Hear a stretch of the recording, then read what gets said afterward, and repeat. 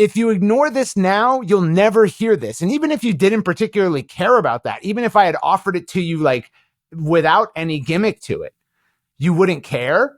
You all of a sudden will start caring if you might lose it forever. You are now listening to the Creative Juice podcast brought to you by Entrepreneur.io.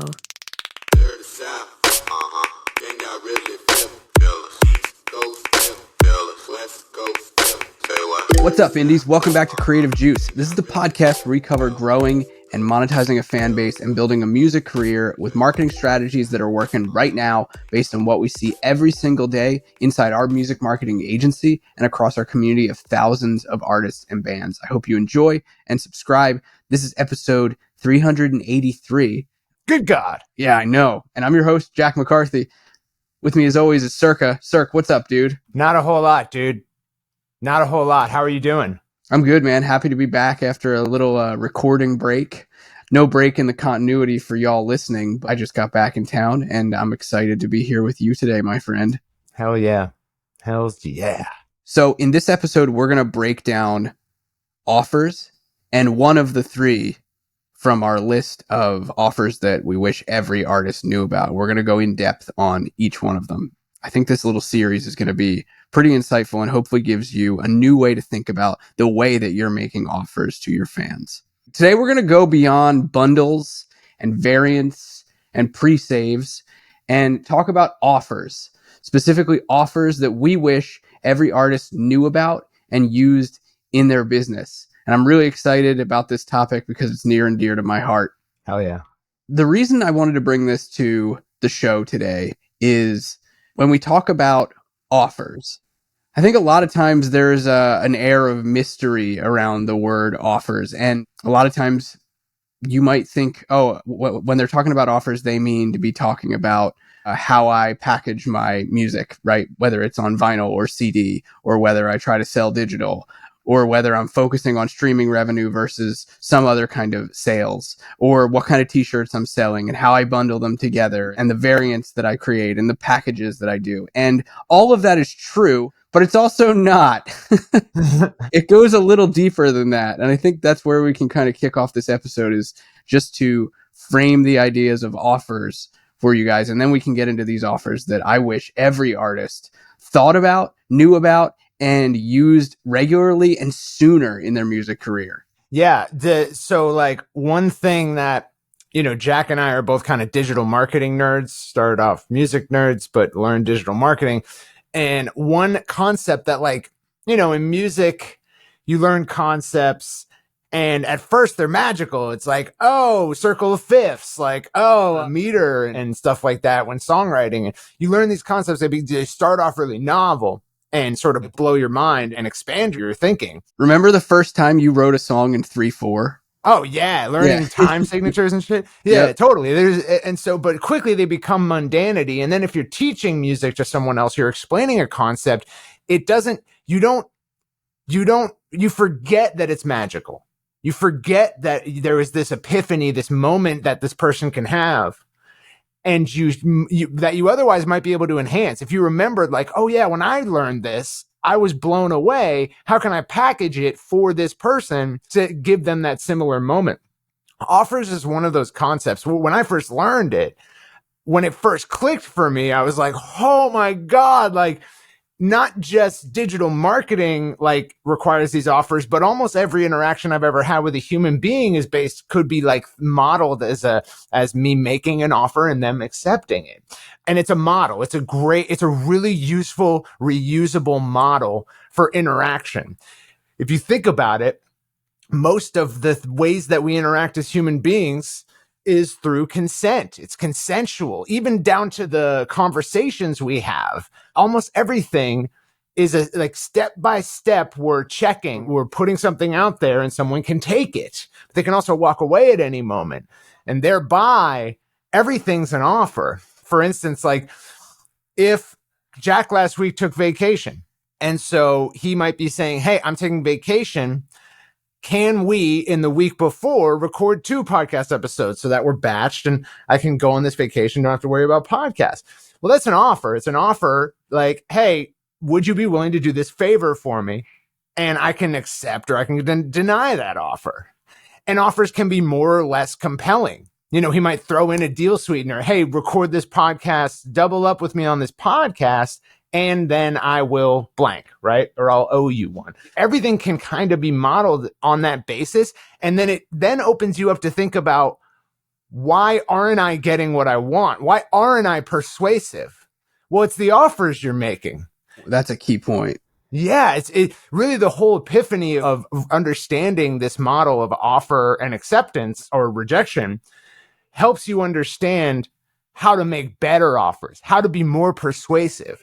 Because if you can deconstruct what you're asking people into an offer, you can understand why someone might not take it. You can actually understand why you might have had trouble selling in the past, because your offers suck. Zig Ziglar, like legendary salesperson, you can go listen to his books on audiobook. He's got a magical voice, and I love listening to Zig. Yeah, totally. He explains these things really well. And he said, I ain't gonna give this stack of money I got this cost for that little pile of benefits. And that's really how offers are mediated, is you have a cost, a known price for a list of benefits that you'll get. If you pay this price, you get these benefits. Now, offers have inherent benefits that you can, like, if they thought about it real hard, they could think of all the ways that taking this would benefit their life. But your job as someone making the offer is to actually highlight those benefits, because they're not going to do that cognitive work. So it can really be that people reject your offers not because the benefits aren't there, but because you haven't communicated them properly. I remember when we were early in the agency days, I remember when we were just starting to build the team, one of the things that I was coaching the team up on, specifically in offer creation and copywriting, was the idea of stressing the benefits over features. And we can talk more about being in the weeds of this, but it was a simple bridge of like feature so that benefit, right? It's a commonly used copywriting strategy when it comes to presenting benefits. And I think this is something that is a super teachable moment based on what you were just saying right there, is like your fans, your customers, people that you interact with cognitively, they're not going to uncover the benefits of what you're offering them, no matter what it is, whether it's just a simple conversation that you're having or an offer that you're making to your fans. They're not going to uncover the benefits for themselves, so you have to explain them. And a lot of people, they go super feature heavy and they're like, look at all the things. But things don't matter until they matter to the person that you're presenting them to. And so the way that you do that is you present the things and then you tie it back to what it does for them, how it helps them, how it benefits them, why they will love it. Yeah. And I think what offers did for me, the reason I had such an epiphany with them and why they helped me so much, is to realize it kind of peels back the curtains on what have you been doing your whole life, right? Like you think back through. A good way to think about it is like job interviews are a great way to think about it. If you've ever had to sell, it's a great way to think about it. Almost every single time that you've wanted something and you've tried to get it, but you weren't able to, it was because there was a mismatch between the cost and the value, or the price and the benefits. What someone has to give up and what you properly communicated to them they would get in return. And a lot of times offers fail not because it's not valuable, but because that value wasn't properly communicated. Yeah. And so this is why marketing and sales is a lot to do with offers, because it's the fundamental model for this exchange that we're going to make. My whole job as a salesperson or as a marketing person is to properly communicate the benefits and to compare the price. You're basically trying to make the price smaller cognitively and the benefits, the value, larger. That's your whole argument is based around that. And a lot of times the mistake that people make that Jack just brought up is that it's much easier for us to think about all the features, the physical and intangible features of a product or an offer than it is for us to think about what that's going to actually do for someone, because we don't live in other people's shoes. So it's hard for us to automatically step into their shoes and think, yeah, sure, this water bottle, it's got 64 ounces, right? That's an obvious physical feature of it. It's got this little fold up straw, right? It's like, these are all physical features of this water bottle. But if I'm trying to sell this to you, it's like, okay, it's got 64 ounces so that you don't have to refill it all the time. You might have a current solution for getting water and carrying it around, but you have to refill it all the time. That's a pain in the ass, and it takes time out of your life. Even deeper, what is that time it's taking out of your life robbing from you? What can't you do? Like, even there's, you can go deeper, and really you can take this 64 ounces that no one cares about and elevate it to the level of something that actually impacts people's lives, changes their day to day. And that's what benefit communication is all about. It's taking features and highlighting them to the level of like future pacing is what we call it. You're trying to get someone into the mind state of what it's going to be like when they get this product or offer. And offers, again, they're not always products. They're not always physical things. They can be completely intangible. So yeah. I'm so glad you used the water bottle example, because I was going to say we should give a tangible example. Another one is t-shirts. And you see this all the time, especially online. If you're shopping for shirts or something, you'll see like 100% cotton, super stretchy. It's like none of those things really matter. No one cares. Yeah. I don't care about that. And actually, it's funny because I see this in artist stores all the time where they just take the stock copy from whatever print on demand website they're using, and they pull the stock copy, which usually has feature bullet points of like 100% Gildan cotton, pre-washed, super stretchy or whatever. And none of those things anyone will ever read. And if they don't know why, it matters to them. And so you're so right in saying like you have to attach features to the benefit. And this is where you can get really creative, because you can actually think about your fans and your customers and be like, why would they care about this? Or who gives a shit is the question that I always ask myself when I'm writing copy. Who gives a shit, or why should they give a shit? And when you do that, it allows you to get creative about like, well, is this something that my people actually care about? And if they do, why would they care about it? And if they don't, then can I delete it and come up with something better? Yeah, absolutely. Yeah, it's the water bottle one was a great example. Sell me a water bottle, dude. You just did. Man, if I go back to, 18-year-old me in college, and I was like carrying around plastic water bottles that I would refill all day long as I went from class to class. If you were like 64 ounces so that you don't have to leave your seat and look like an idiot to the professor and the rest of your classroom, I'd probably be like, oh yeah, I don't want to look like an idiot anymore. Like, keep walking in and out. Yep. 100%. So yeah, that's the magic of offers. And once you start thinking in this way, it's super applicable to your role as an influencer, right? You are an artist. You're trying to influence the public. Like, one of the fundamental models that you need to be able to construct and think in is this offer and acceptance or rejection sort of model.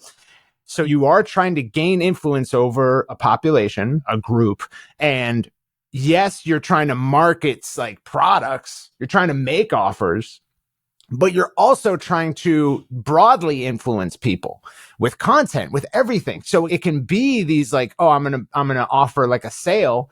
That can be, it's very useful for that, but it's useful you can abstract it out to other things that don't have to do with them paying any money. It could be when you present content to people, when people scroll and they scroll up and your video comes into view, you are now in an offer and acceptance or rejection model. You're in the model. You are offering them, usually with the first 3 seconds is how you make the offer. And what they're paying is their attention and time.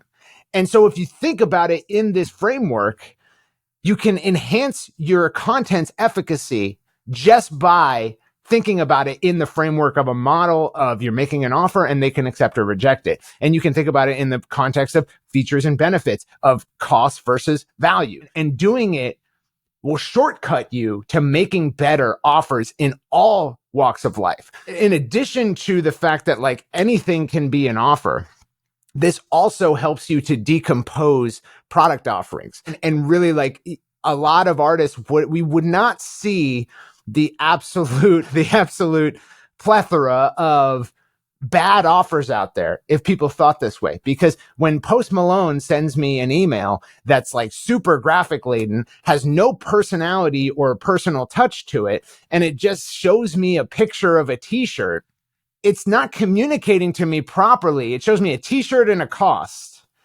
I have to do all the cognitive work of understanding why I would want this t-shirt, how it's going to improve my life in any way whatsoever. It's an anti-pattern. It's an anti-offer, Because what you're actually saying is, first, do all this cognitive work for my benefit. You get no benefit. I get benefit, and you spend mental energy to then figure out what benefit you get if you pay me money. It's super one-sided, dickheaded thing to do. Man, we're going to get into an example that I think is going to ruffle some feathers. It's definitely not ground we haven't tread before, but we're going to go deep on that point in a second, but I didn't want to interrupt you. No, that's all I had to say. So like, if you did that work of decomposing things, stopping yourself and thinking in that framework, you would do a lot less offensive from a marketing perspective things that we would be like, what are you doing? You would never do those if you could stop yourself and think in this framework. Definitely. I want to pick up on 3 offers that I wish I knew every artist knew about, and I wish that they were using and thinking about in their music careers, in their businesses, because there's so many, but I wanted to pick on 3 in particular that I think kind of model what we were talking about here and what you just said, Circa, about like specifically about content and about self-serving offers versus offers that are actually relevant to the audience, have a benefit to them, and don't force the cognitive work onto them. The first one that I want to talk about is bribes. And that's specifically like free offers in exchange for something else. And these usually exist in the form of trying to grow your email list or your text list or some form of direct communication. And we started this episode by saying, we're going to go beyond bundles and variants and products and pre-saves. And I think pre-saves are a really great example of like the most common bribe that I think we see in music right now. And the thing is, it's not a bribe. It's not a good offer. And I think you just place it in the framework and you'll immediately know why it's not a good offer. It's not a good offer at all. And I'm not really here to pick on pre-saves at all, but you kind of springboarded me into talking about bribes here and saying like leaving fans to do the cognitive work to figure out if this is something that will benefit them.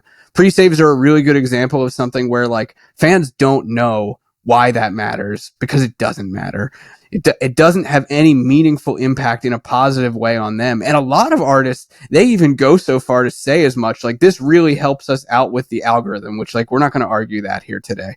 But you're just outing yourself to be like, oh yeah, like I'm just selfishly asking you to do something. This is a one-way. Yeah, this is a one-way transaction. This is a one-way offer. And that's bad. It's not even a bribe. It's not a good bribe at all. But solid lead magnets are something that I wish every artist was thinking about using in their marketing. It's such a powerful way to connect with fans.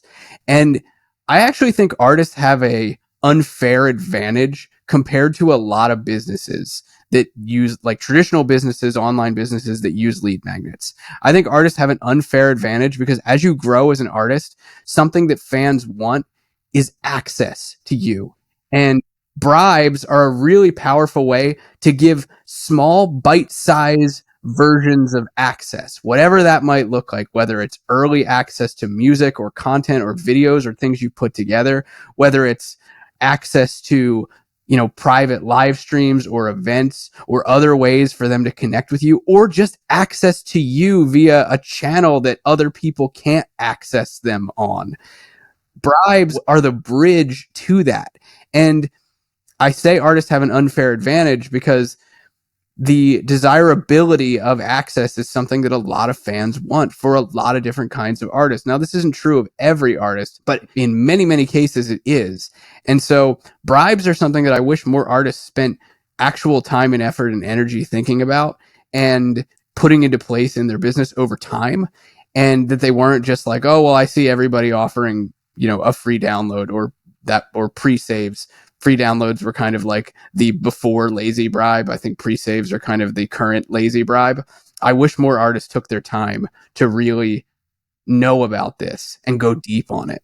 Yeah, it's also the case that like it's a creative effort to abstract over this model. It takes creativity to think about, to put yourself in someone else's shoes. It's character extension. It is teleportation, right? Like it's a creative effort. It's a creative activity. and you put yourself in someone else's shoes and you think about, why would they like this? Why would they want this? And what does it feel like to get this offer? We really encourage people to come up with their own bribes, because we could tell you a few that have been used in the past, but that caps the creativity. That caps the quality of your bribe at whatever we think is universally applicable, that every artist can achieve, that isn't too well worn or like well thought about in the marketplace. But what's going to do better for you than anything else in terms of standing out, in terms of getting people's attention, when you make an offer, you not only need to get consent, like in the form of them taking it, but before you can even really expound upon the benefits of an offer, you need to get their attention. You need to get their permission to actually talk to them about it. Right. Which is its own offer, right? So door-to-door salesman knocks at your door. They need to get in the door. And that's an offer and acceptance or rejection model in itself, you know? So that's what you're facing out there in the world when you're trying to communicate with fans. And when it comes to bribes, you first need to stand out. You need to get their attention so that they can even comprehend what you're offering here and then take it.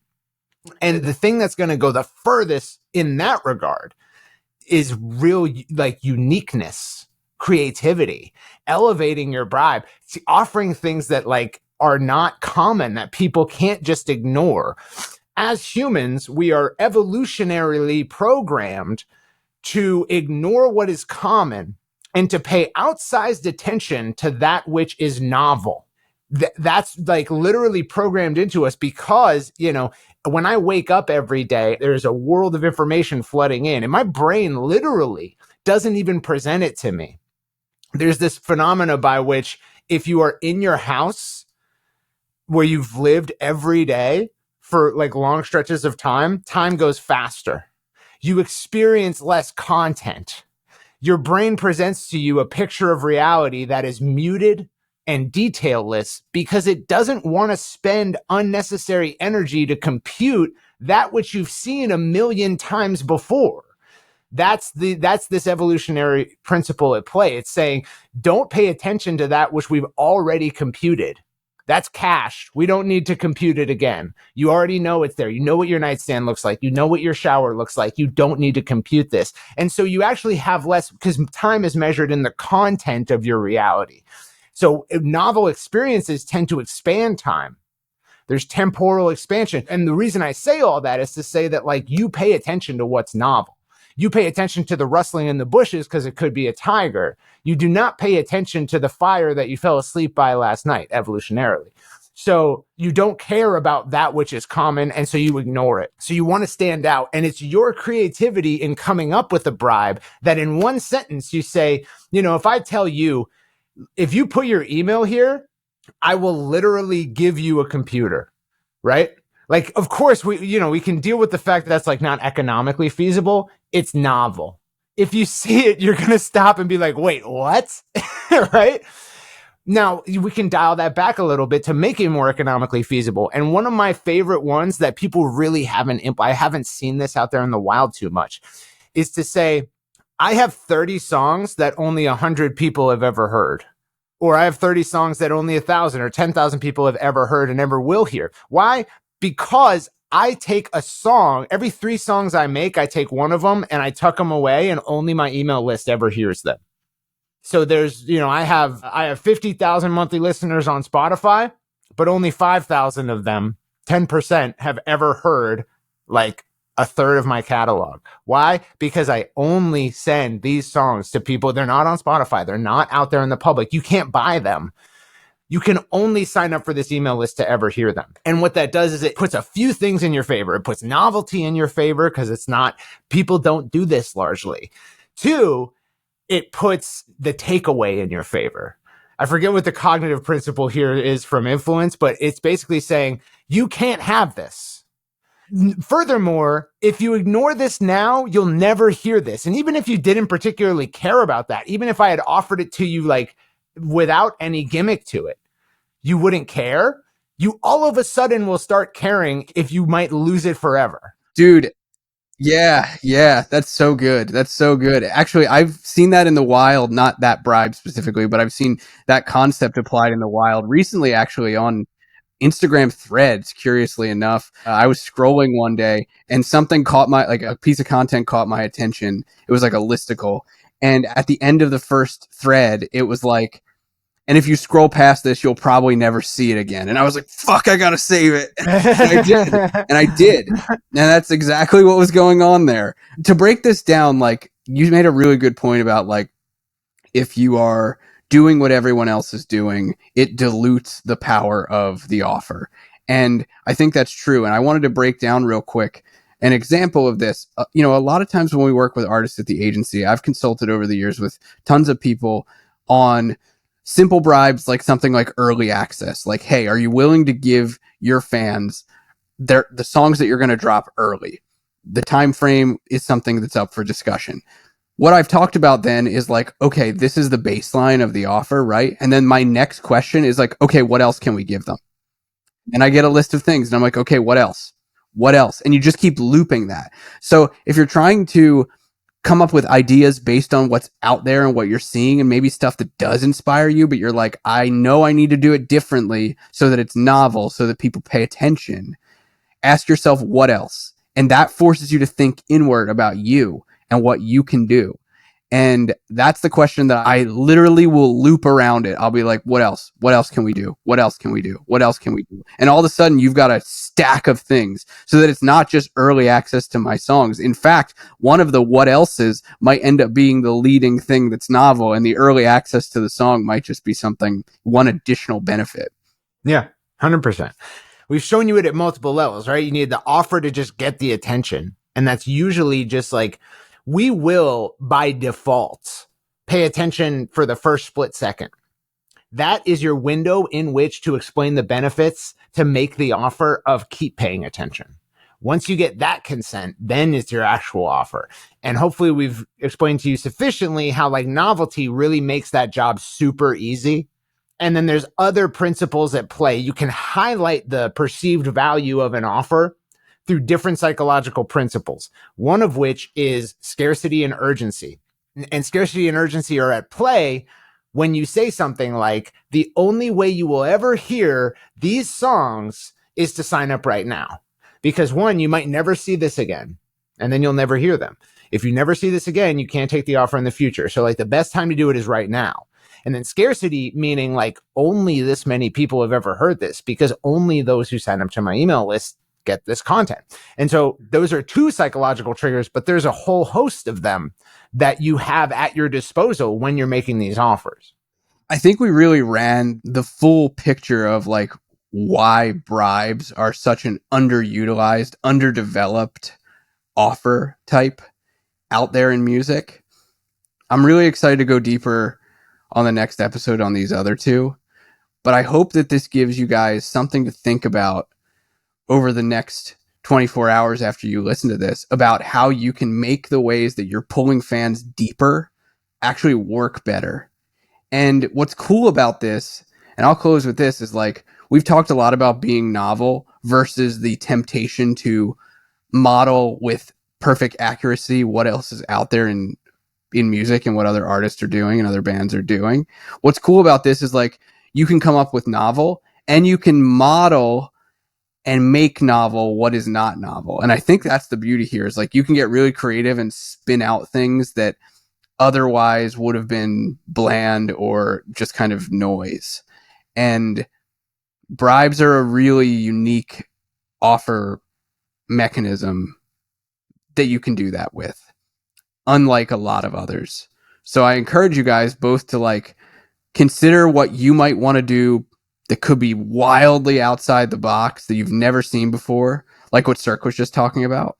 The like, I reserve 1 out of 3 songs that will never be released publicly. Like, that's super novel. I've never seen anybody do that. I wish some artists would do that. That would be sick. If you're prolific, man, that's a great bribe. I love that. Think about those kinds of things, and then look at what inspires you out there, both from artists, creators, other businesses, and then spin out the what else's. What else could I do? What else could I do? What more could I do? And then you'll come up with something that's really valuable and cool and will get people's attention and pull them in. So take that, run with it, and we'll see you guys next time to talk more about offers on Creative Juice. Peace.